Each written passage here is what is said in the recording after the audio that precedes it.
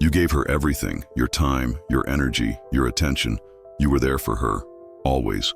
You listened to her problems, bought her gifts, made sacrifices she didn't even ask for, and yet, she left. One day, she became distant. Her texts slowed down, her voice changed, her affection faded, quietly, almost coldly. And before you even realized what was happening, she was gone. You sat there, broken and confused, whispering to yourself, after everything I did for her. How could she walk away like that? This is not just your story. This is the silent agony of millions of men across the world, men who believed that giving more was the key to being loved. We were taught that sacrifice equals love. That devotion earns affection, that the more we give, the more we'll be valued. But the truth is far more brutal. Women don't fall for the man who gives the most. They fall for the man who impacts them the most.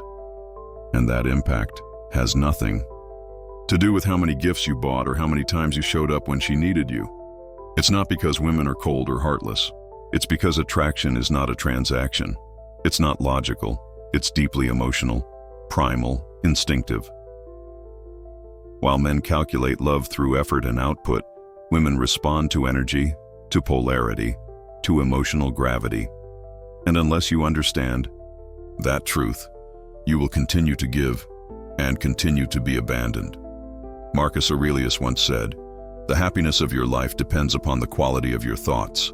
Yet most men never question the thoughts society planted into them about women, relationships, and love. We were never taught how attraction truly works. We were only taught to be good men, to be nice, to be generous, to please, and in doing so, we unknowingly drained the very essence that sparks desire. This video is not here to demonize women. It is here to awaken men, to open your eyes to the hidden mechanics behind female attraction, to show you why your effort often means nothing, and what women truly desire beneath the surface. Because once you understand this, you stop chasing. You stop pleading. You stop giving your soul away for breadcrumbs of affection. Instead, you start standing, rooted, grounded, unshakable. The man who no longer needs to be chosen becomes the man who is impossible to forget. Over the next chapters, we will journey deep into 5 core truths, the real pillars that create lasting desire, not just fleeting attention. We will break the illusions society sold you. We will peel back the polite quotes and empty advice.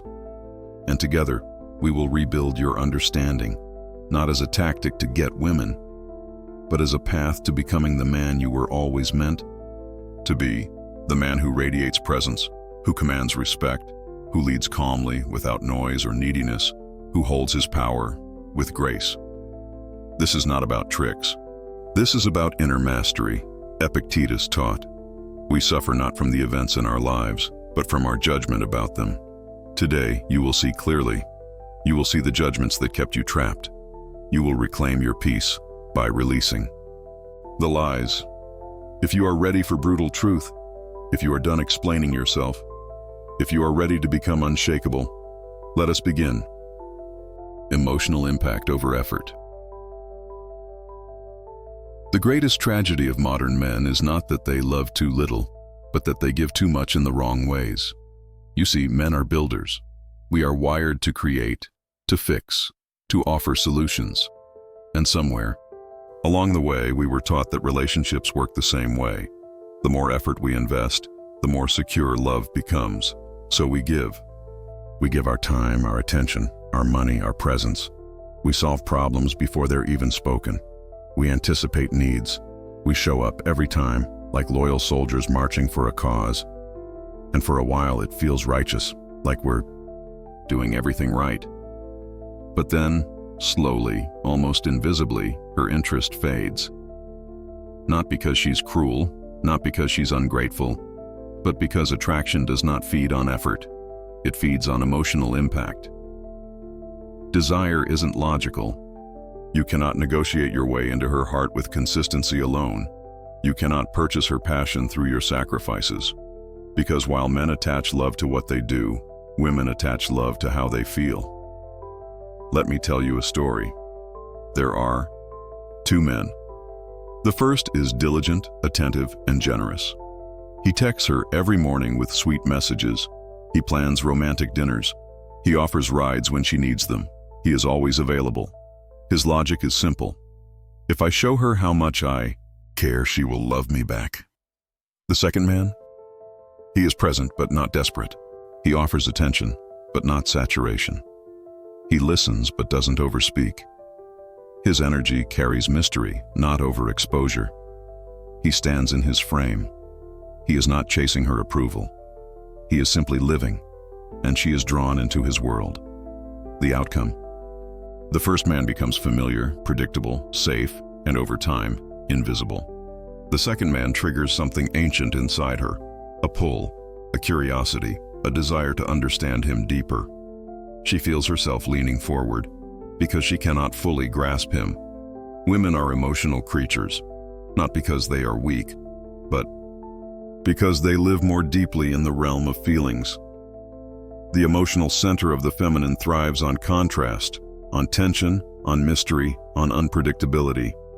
This is why your relentless effort often backfires. Instead of drawing her in, you remove the very space where desire lives. Marcus Aurelius said, "The more we value things outside our control, the less control we have." And yet, that's precisely what many men do with women. We try to control outcomes through effort. We try to secure love through predictable generosity. We hand away our power, believing it earns affection. But in reality, it leaks value. When she can predict your every move, when she knows you'll text first, when you react instantly to her every mood, you become emotionally transparent. And transparency, unchecked, becomes emotional boredom. Effort is linear. But desire is not linear. It is cyclical. It dances, it sways, it needs contrast to stay alive. When you give endlessly without pause, you flatten the rhythm. You suffocate the space where attraction breathes. Nietzsche warned us, "He who cannot command himself must obey others." And that's precisely what the overgiving man fails to see. His excessive effort stems not from abundance, but from internal emptiness, a subconscious fear of losing her, a terror of not being enough on his own. And so he compensates with flowers, gifts, availability, devotion, hoping she will see his value. But all she feels is neediness disguised as care. The paradox of desire is simple. The man who can walk away calmly is the man she can't walk away from. Because his emotional detachment is not coldness, it is strength. It communicates, "I desire you, but I do not require you to complete me." And that energy is magnetic. Effort without emotional impact is wasted motion. You can climb every mountain for her, but if you fail to move her emotionally, she will still drift. Because at her core, she desires not your labor, but your presence, not your tasks, but your energy, not your availability, but your gravity. Let us return to the two men. The first man believes love is earned like a job promotion. Work harder, show up earlier, be more reliable. The second man understands love like art. Create tension, allow space, let her feel the mystery.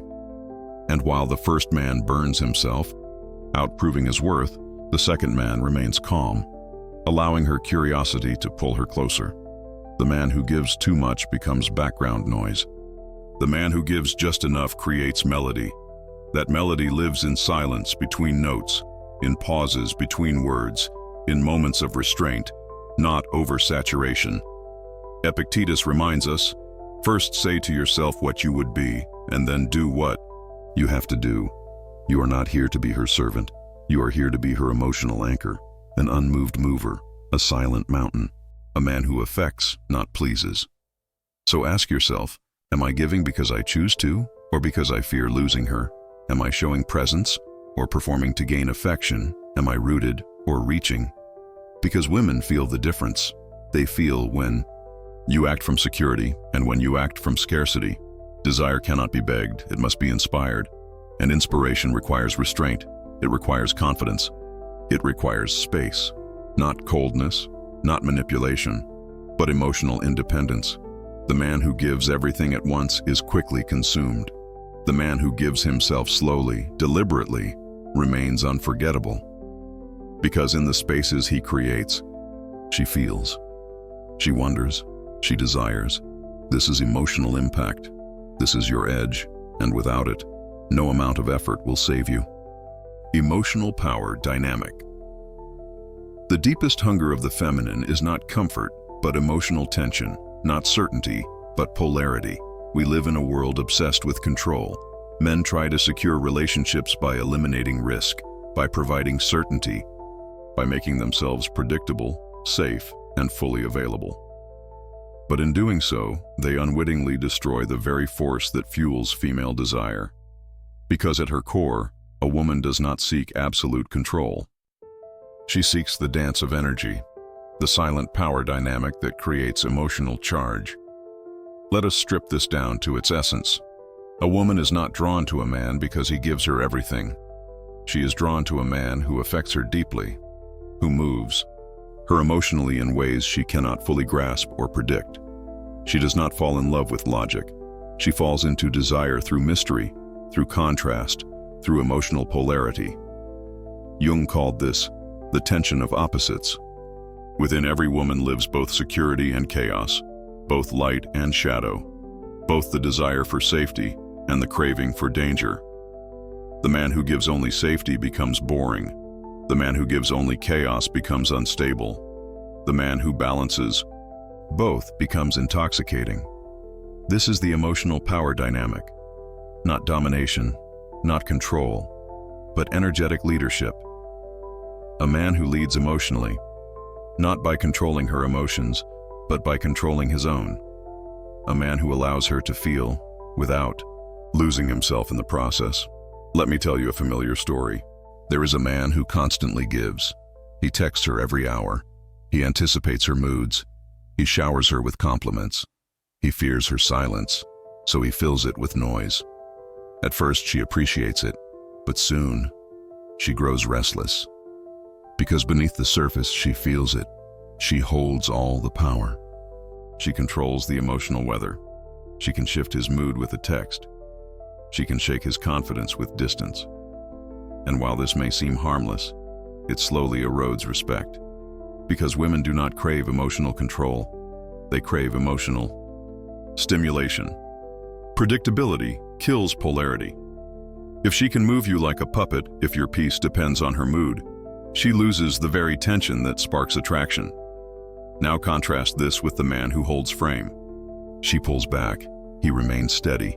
She tests his limits, he holds his ground. She becomes emotional, he becomes calmer. Not because he is indifferent, but because his center does not depend on her approval. Marcus Aurelius reminds us, choose not to be harmed, and you won't feel harmed. This is emotional sovereignty. And sovereignty is deeply attractive. It signals to her, I desire you, but you do not own my peace. And that energy awakens something ancient in her. A respect that precedes love. A trust that precedes surrender. You see, feminine energy longs for leadership, not dictatorship, not control, but direction. A man who leads by remaining grounded, by not being shaken by storms, by offering space for her emotions to unfold, without trying to fix or absorb them. Women test because they seek strength. When she withdraws emotionally, it's not always rejection. Often it's an unconscious question. Can you hold this space without breaking? If you crumble, if you chase, if you panic, you fail the test. But if you remain composed, if you breathe, if you simply allow, you create a magnetic tension. Because now she feels safe in your strength, not safe in your compliance, safe in your unshakable presence. Epictetus taught, no man is free who is not master of himself. Most men are enslaved by her emotions, by her silence, by her approval. They live reactively, always responding, adjusting, accommodating. But the grounded man lives proactively. He does not bend to temporary storms. He remains constant, like the mountain before the sea. And in that stability, she feels safe to surrender. She feels safe to open. The paradox is cruel, but true. The more emotional power you surrender, the more attraction you lose. The more you seek to please, the more she feels distant. The more you try to avoid conflict, the more tension you create internally. Desire thrives on earned access. When she senses that your energy cannot be easily moved, that your mood is not for sale, that your presence is deliberate, not desperate, she leans in. Not because you made her, but because she chooses to. And choice is the foundation of true desire. Let me give you an image. The ocean rages, waves rise, crash, recede, but the mountain remains still. The mountain watches. It absorbs nothing. It controls nothing. It simply exists, grounded, silent, unshaken. The feminine is the ocean. The masculine is the mountain. When you become the mountain, she feels free to express the full spectrum of her emotions because she trusts your stability. Nietzsche once said, "You must have chaos within you to give birth to a dancing star, but you must also possess the discipline to hold that chaos without becoming it." That is the art of masculine emotional power. Ask yourself, do I chase her moods? Do I panic at her silence? Do I sacrifice my frame to avoid her discomfort? Because every time you do, you teach her that you can be emotionally dominated. And dominance kills polarity. The true masculine leader leads through stillness. He listens more than he speaks. He observes before he reacts. He holds space without needing resolution. This is why so many nice guys fail. They equate love with comfort. They believe that endless compliance earns loyalty. But compliance dissolves mystery, and mystery is the oxygen of attraction. Women crave the emotional dance, not constant reassurance, not desperate affection, but tension, contrast, polarity. When you offer her full control of the emotional space, you rob her of the very experience she subconsciously seeks. Jung warned, "Where love rules, there is no will to power, and where power predominates, there love is lacking."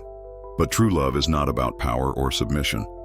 It's about balanced polarity, about mutual magnetism, about the artful tension that keeps two souls engaged. Remember, she doesn't want you weak. She doesn't want you rigid. She wants you rooted, able to feel, but not be ruled by feeling. Able to love, but not beg for love. Able to lead, but not dominate.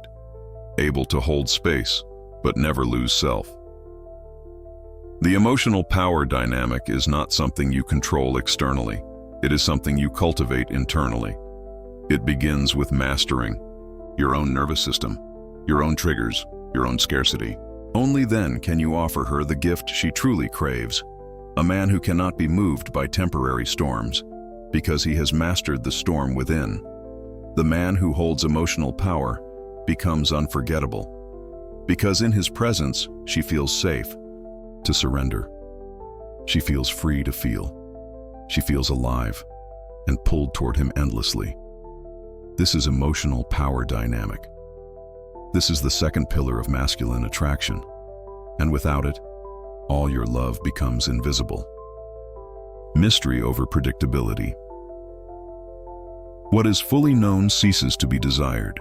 What is partially concealed keeps drawing us in. If emotional impact draws her closer, and emotional power keeps her engaged, then mystery is the secret that sustains her desire, because desire, at its root, lives inside uncertainty. Let us speak the truth plainly. Women do not crave what they fully understand. They crave what keeps their mind spinning, curious, hungry. They crave the man who is partially revealed, never fully exposed, never entirely conquered. Predictability is the slow death of passion. Many men believe that consistency is the highest virtue in relationships. They think, if I stay steady, always available, always open, always responsive, she will feel safe, and that safety will make her love me. But safety is not desire. Safety creates comfort. Comfort creates routine, and routine extinguishes polarity.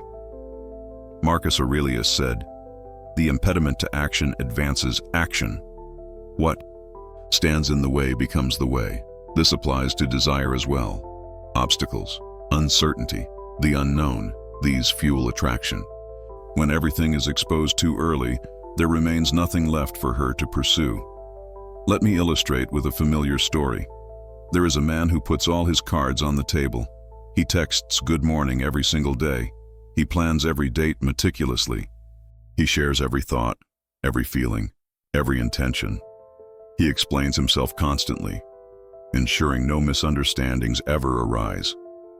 At first, she appreciates his openness, but gradually, her interest fades. Not because he is unkind, but because he is fully predictable. She knows his next message. She anticipates his next move. She feels no tension, no suspense, no pull. Her nervous system grows quiet, and desire lives in the nervous system. Now contrast him with another man. This man is still present, still kind, but not entirely accessible. He responds when ready, not when expected. He reveals his thoughts thoughtfully, not impulsively. He allows space for her mind to wander.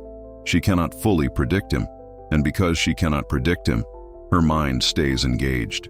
She replays his words. She wonders what he's thinking. She leans forward emotionally, trying to solve the puzzle. That pull is desire. That pull is mystery. Nietzsche understood this deeply. Invisible threads are the strongest ties. The threads she cannot see, the spaces left unexplained, the pauses left unfilled. These create the strongest emotional attachment. Mystery is not manipulation. It is not playing games or feigning disinterest. It is not ghosting or withholding affection cruelly. It is the natural result of a man who lives fully in his purpose, who does not revolve around her validation. When you have a rich internal world, when you have ambitions, disciplines, and values outside the relationship, you naturally create mystery, because your identity is not fully consumed by her presence. She senses that you are complete with or without her, and that sensation keeps her leaning forward. Women are storytellers in their hearts. They build narratives in their minds. When you reveal too much too soon, you rob her of the chance to build those narratives. But when you offer glimpses, when you reveal yourself in layers, you give her something to discover. Discovery fuels desire. Epictetus warned us, "We have 2 ears and 1 mouth so that we can listen twice as much as we speak." Mystery often lives not in what you say, but in what you choose not to say. Your restraint speaks louder than your explanations. Predictability is the result of fear. Men overshare because they fear loss. They fear being misunderstood. They fear silence. So they explain. They text first. They seek constant reassurance. But every reassurance surrendered too early erodes the emotional edge. Let me ask you, can she predict your next message? Can she anticipate your every response? Does she already know you will accommodate her every mood? If the answer is yes, you have sacrificed mystery. The greatest movies do not reveal everything in the first act. They build suspense. They unfold slowly. They draw you deeper, leaving you wanting more. The same principle applies in attraction. The more she knows too quickly, the less she feels the need to pursue. Mystery creates space, and in that space, her emotions swirl. Her mind invests. Her nervous system stays alive. Desire is not nurtured through full access. It is nurtured through carefully held access. You are not playing hard to get. You are being hard to forget, because you do not chase her thoughts. You allow her thoughts to chase you. Jung taught, "The meeting of 2 personalities is like the contact of 2 chemical substances. If there is any reaction, both are transformed. But for transformation to occur, there must be tension. There must be mystery. There must be space for reaction. When you give her everything at once, there is no chemical reaction, only consumption. The man who preserves mystery preserves polarity, because mystery signals self-sufficiency. It communicates, I am full as I am. You are welcome to join my world, but you are not the axis of my existence. That energy is magnetic. Marcus Aurelius advised, waste no more time arguing what a good man should be. Be one. A man who lives this way speaks less, explains less, proves less, exists more. And his existence, in its quiet confidence, creates endless curiosity. Let us be clear. Mystery is not about hiding who you are. Mystery is about revealing yourself intentionally, gradually, and authentically. You reveal layers as trust builds, not out of scarcity, but out of depth. The man who is mysterious holds power not because he withholds affection, but because he radiates fullness. His life is rich, his mission is clear, his emotions are controlled. He does not need to be fully understood to be fully respected. Women respect what they cannot fully control, and mystery offers her that respectful distance. The dance between knowing and not knowing, between feeling safe and feeling drawn. The predictable man fades into routine. The mysterious man remains unforgettable, because every encounter with him feels alive, fresh, new, undecoded. She never fully possesses him, and so she keeps reaching for him. This is the power of mystery. This is the third pillar of masculine attraction, and without it, you become another predictable chapter in her past. Leadership and challenge. The feminine does not seek a servant. She seeks a leader, one grounded enough to challenge her, strong enough to withstand her storms, and calm enough to hold space for her fire. We must confront one of the most dangerous illusions that modern men carry. The idea that by worshiping a woman, by praising her constantly, never disagreeing, sacrificing endlessly, we will earn her devotion. That by placing her on a pedestal, we elevate ourselves in her heart. But reality, brutal as always, teaches us something far different. Worship does not create desire. Challenge does. Let us strip this illusion to its bones. Women do not fall for men who worship their every move. They fall for men who command. Respect, men who challenge them to rise, not because they control them, but because they refuse to lower themselves for comfort. Marcus Aurelius wrote, "It is not death that a man should fear, but he should fear never beginning to live." Likewise, a man should not fear a woman's disapproval. He should fear surrendering his leadership in hopes of pleasing her. Because the moment you trade your standards for her mood, you die internally. You become hollow, invisible, forgettable. What is challenge? Challenge is not aggression. It is not conflict. It is not domination. Challenge is masculine leadership in its purest form. It is standing firm in your values. It is expressing your truth calmly. It is offering her a mirror, not of flattery, but of clarity. Let me share a familiar story. There is a man who suppresses his thoughts to avoid discomfort. When she speaks, he nods along, even when he disagrees. When she tests his boundaries, he bends, fearing conflict. When she demands, he complies, hoping for peace. On the surface, this man appears kind, generous, easygoing. But beneath that surface, she feels it. His fear, his weakness, his need for approval. And slowly, her respect erodes. Her desire withers. Not because he's unkind, but because he is passive. Contrast him with another man. When she challenges him, he listens but does not flinch. When she tests his boundaries, he calmly holds his frame. When she expresses frustration, he absorbs her emotions without losing his center. He is not combative. He is not dismissive, but he is immovable. And in that immovability, she feels safe, because true safety for a woman is not found in a man who surrenders, but in a man who stands. Women instinctively test men for one reason: to measure strength. Not physical strength, but emotional, psychological, and spiritual strength. They push to see if you break. They pull to see if you chase. They withdraw to see if you collapse. These tests are not conscious cruelty. They are subconscious signals. Can you hold this space without breaking? If you crumble, she loses respect. If you stand, she softens. Stoicism teaches us the best revenge is to be unlike him who performed the injury. Likewise, the best response to her emotional storms is not to mirror them, but to remain distinct. Her emotional fluctuations are not invitations for you to spiral. They are invitations for you to remain steady. Leadership begins inside. Before you can lead her, you must lead yourself. You must master your impulses. You must calm your reactions. You must speak with intention. A man ruled by emotions cannot lead. A man owned by her approval cannot inspire. True challenge activates her growth.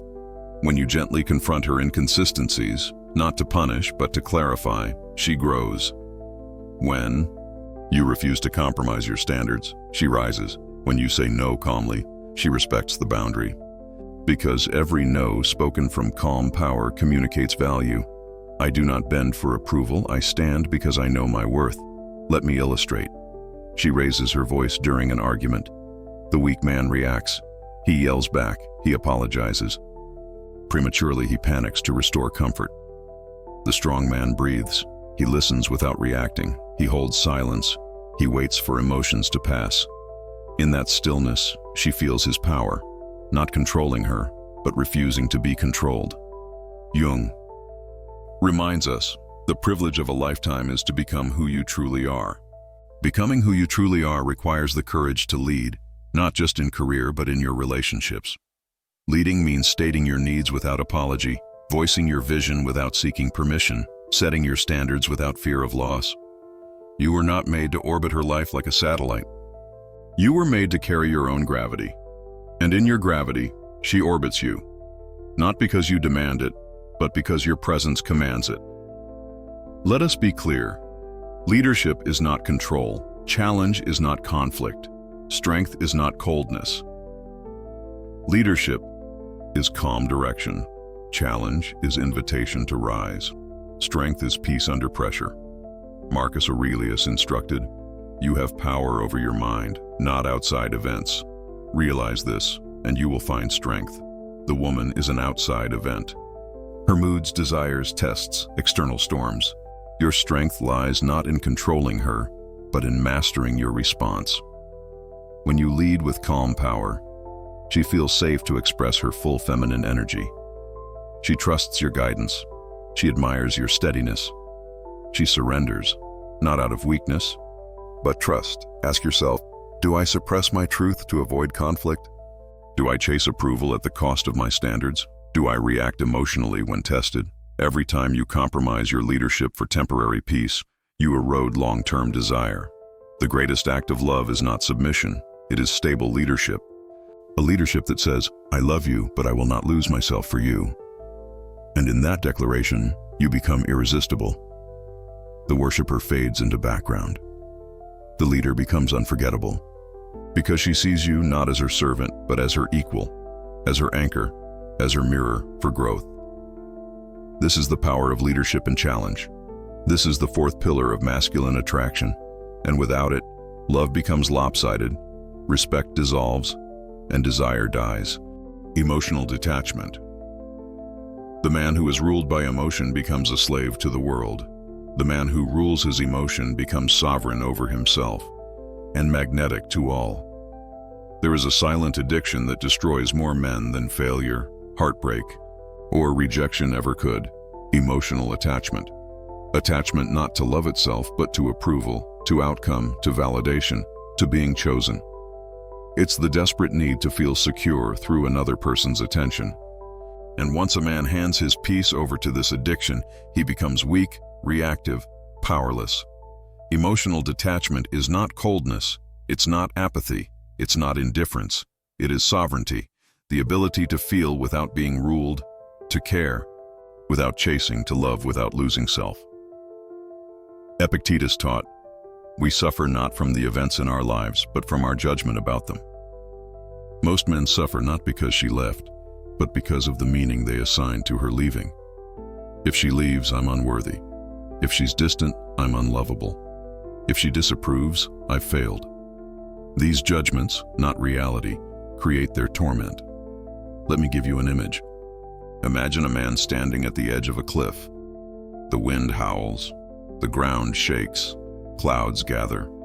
Most men lean forward, grasping for anything to hold on to. But the sovereign man, he plants his feet. He breathes. He observes the storm without entering it. That is emotional detachment. Women sense this instantly. When your peace is anchored in her reactions, she controls you.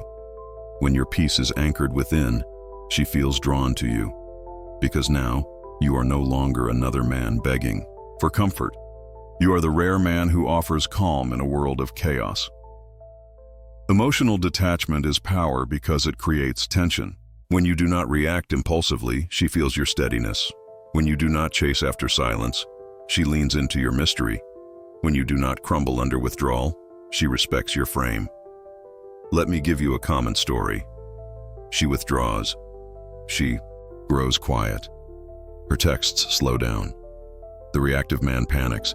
He double texts. He over-explains. He floods her with reassurance. And with every action, she feels his anxiety. She senses his dependence. Her respect diminishes. Her desire fades. Now consider the detached man. She withdraws.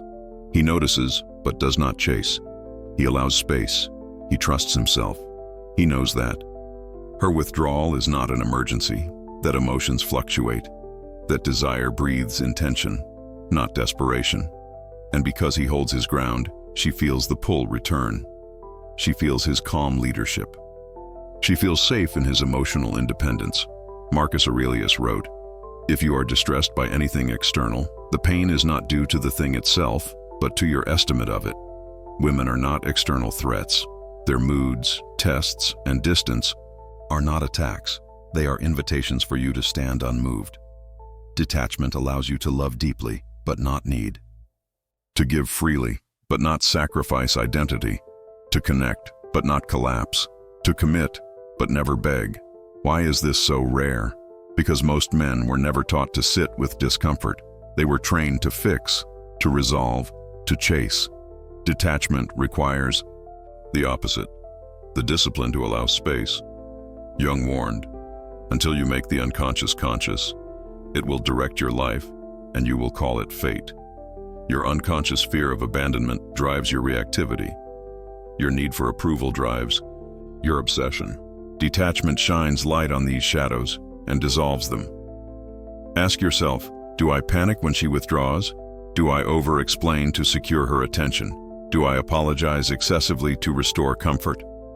Each of these is a symptom of attachment, not love. The paradox of emotional detachment is this: the man who is willing to walk away calmly is the man she cannot walk away from easily. Because his love is not dependency, it is strength. Let's be very clear. Detachment is not playing hard to get. Detachment is not manipulation. Detachment is not emotional distance. Detachment is quiet mastery. You feel, you care, but you do not hand your inner peace over to anyone. Women test men's detachment constantly, not to hurt, but to feel your strength. Can I move him? Can I shake his frame? If you flinch, you fail. If you remain calm, she surrenders emotionally. Epictetus instructed, "Man is not worried by real problems so much as by his imagined anxieties about real problems." Attachment is the breeding ground of imagined anxieties. Detachment starves them. Detachment changes how you speak. You speak less, you explain less, you react less. Your silence becomes powerful. Your pauses create mystery. Your stillness radiates strength. The world is filled with men addicted to emotional response, chasing every text, reacting to every mood, explaining every action. But the sovereign man offers what few can: calm leadership, steady direction, emotional gravity. Marcus Aurelius again, "You have power over your mind, not outside events." This is the heart of emotional detachment. You control your mind, you master your energy, you lead from center. When you detach, her distance no longer frightens you. Her tests no longer destabilize you. Her moods no longer command you. And in that stability, she finds what she truly craves: a man who leads himself. Let us say this plainly: the man who needs her approval can never lead her. The man who leads himself gives her permission to surrender. Because her surrender is not weakness, it is trust in your strength. This is not theory. This is ancient truth. Every great masculine tradition taught this principle. The Stoics, the samurai, the Zen masters. Emotional detachment is masculine sovereignty.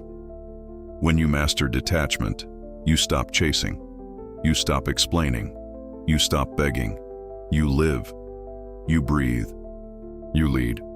And from that place, attraction flows effortlessly. The emotionally detached man is not cold. He is rare. He is valuable. He is unforgettable. Because in his presence, she feels safe to fully be herself, without the burden of leading him emotionally. This is emotional detachment. This is the fifth and final pillar of masculine attraction. And without it, you remain a captive to every passing mood and fleeting approval. The Stoic man. At the center of all masculine mastery stands one figure, calm, grounded, sovereign, the Stoic man. We have walked through the hidden layers of female desire, emotional impact, emotional power dynamic, mystery, leadership, and challenge, emotional detachment.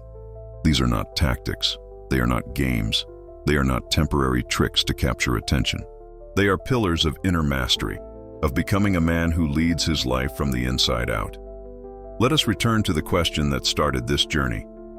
Why did she leave after everything I gave?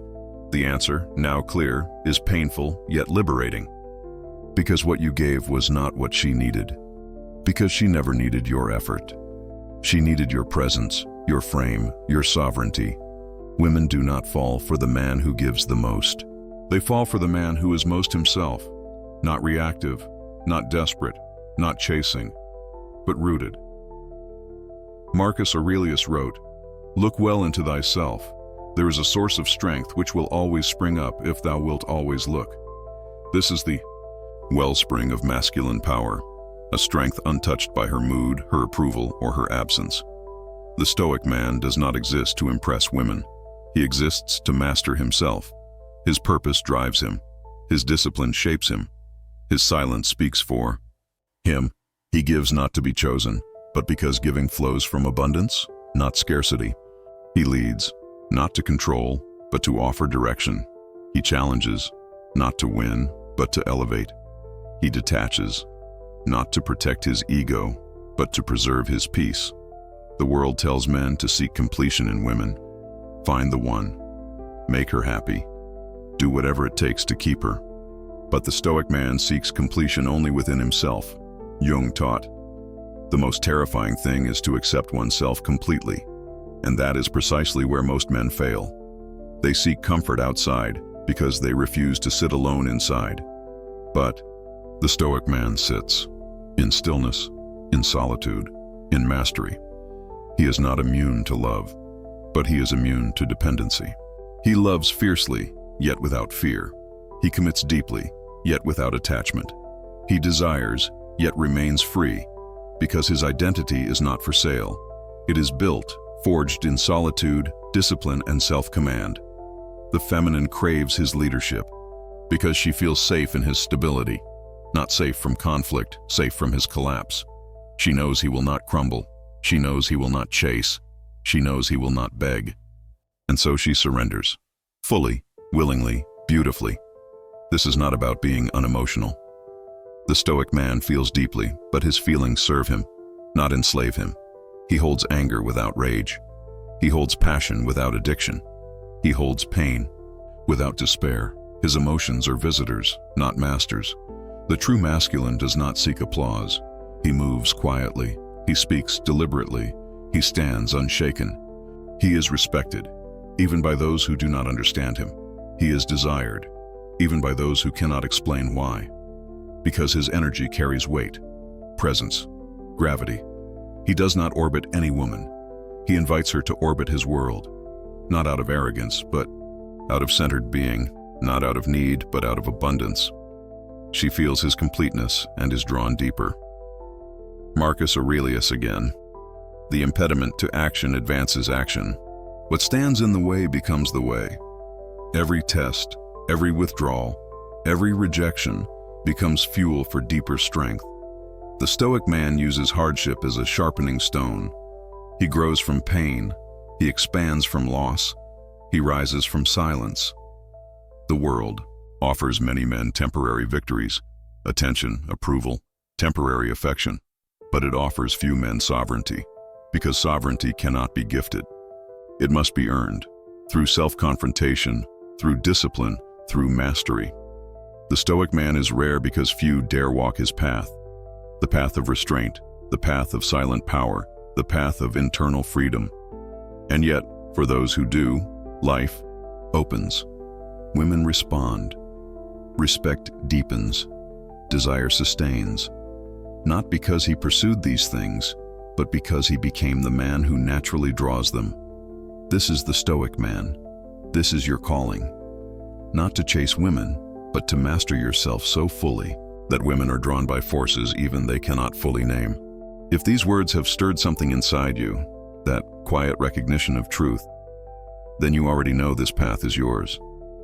The world is filled with men who react, who chase, who beg for approval, who lose themselves to be chosen. But you are not here to be one of them. You are here to become sovereign. If today's message resonated with your own journey, I invite you to reflect in the comments below. Share your story, share your breakthroughs, share the moments where you've seen these truths unfold in your life, not for attention, but for brotherhood, for the men silently watching who need to see they are not alone. And if you are ready to dive deeper into this inner work, to master your mind, your presence, and your emotional sovereignty, subscribe to this channel. Here, we don't chase quick tricks. We pursue timeless wisdom, daily discipline, quiet mastery. Because the man you are becoming is not built in noise, but in silence, stillness, and unshakable truth. Stay calm, stay grounded, stay unshakable. Your power was never out there. It has always been within you.